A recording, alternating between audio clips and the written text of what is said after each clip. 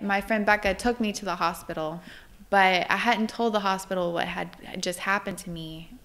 Dixie Shannon lives in central Alabama. We just kind of blindly, I just was going along with going there. And the hospital recognized me as a trafficked victim. And they asked me, "Ma'am, have you been trafficked? Are you being trafficked currently?" And I just remember breaking into tears and just crying. And like, just finally somebody had a name for it.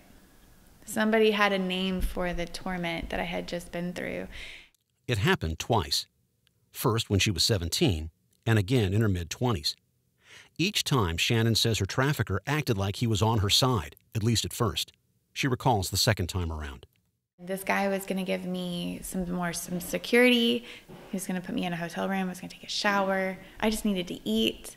And he did. He did all of that. He brought me into a hotel room and he took care of me. And he was like, "This is what I want from you." And I was just like, okay.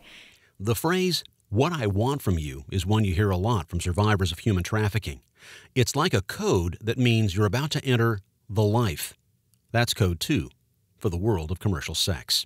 I ended up doing so much drugs because he was requiring me to do so much. I couldn't take a shower without making a certain amount of money. I couldn't eat. I couldn't do anything. Couldn't rest. I couldn't talk to my kids, nothing.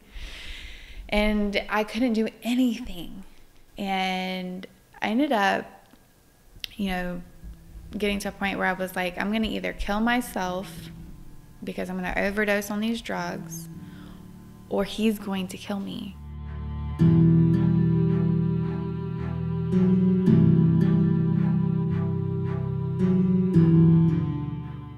What Dixie Shannon described is something APR News heard a lot about. For some of the survivors we spoke with, their trafficker started out as a stranger. He drugged me, and I woke up in a hotel room naked on a bed and had no idea how I got there or when or anything. For others in Alabama, their trafficker was a member of their family. You might have a mom that, the only way she can keep her house or her wherever she's staying is to let her landlord have access, sexual access to her kid. That sort of thing happens quite a bit. Human trafficking isn't limited to just women. Both men and boys are abused, as well as members of Alabama's LGBTQ community.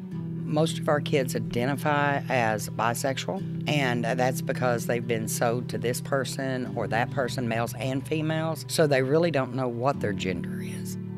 The APR News team spent over a year and over 3,000 miles on the road investigating human trafficking in Alabama. That includes hearing about the psychological games traffickers use to ensnare their victims. They pick up on that. It's almost like they are honed into that. So, me being already abused as a child, I had a lot of insecurities. I was an introvert. So, they picked up on that.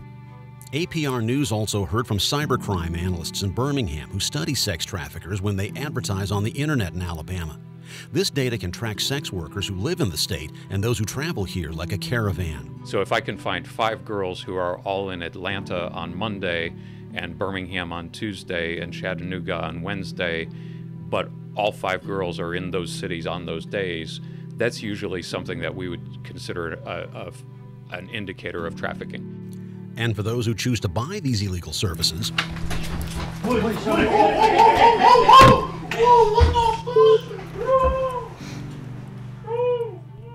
APR News spent the night on an undercover sting operation with the West Alabama Human Trafficking Task Force.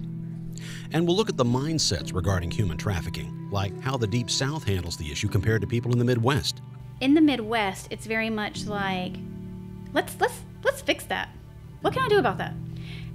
In the South, it's very much like, oh, I wish you had not told me about that. Oh, I did not want to know that.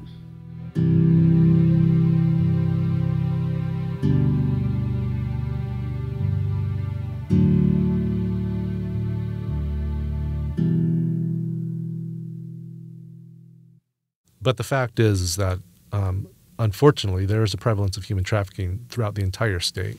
That's Christian Lim. He's leading a project at the University of Alabama's College of Social Work on human trafficking in the state. His team spent 2017 conducting interviews around Alabama to get a snapshot of how many suspected victims of trafficking asked for help from the police or social service agencies. Lim says the final number was nearly 1,200, and that's not the disquieting part. Yeah, clearly whatever we're recovering is a smaller percentage of what's happening. So small, Lim says, that some estimates put the real figure at 10 times higher. If that's true, then the total could be closer to 12,000, just in Alabama, just in 2017. Lim says the point is that authorities know what they know, but that's it.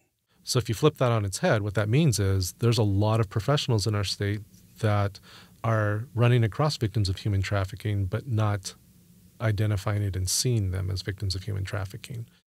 But the College of Social Work found another number that could give an even clearer picture of trafficking in Alabama. It's based on when traffickers come out in the open and advertise on the internet. 2 years ago, the college counted those ads, and the total was 641,000, just in Alabama, just in 2017. We'll talk more about that next time.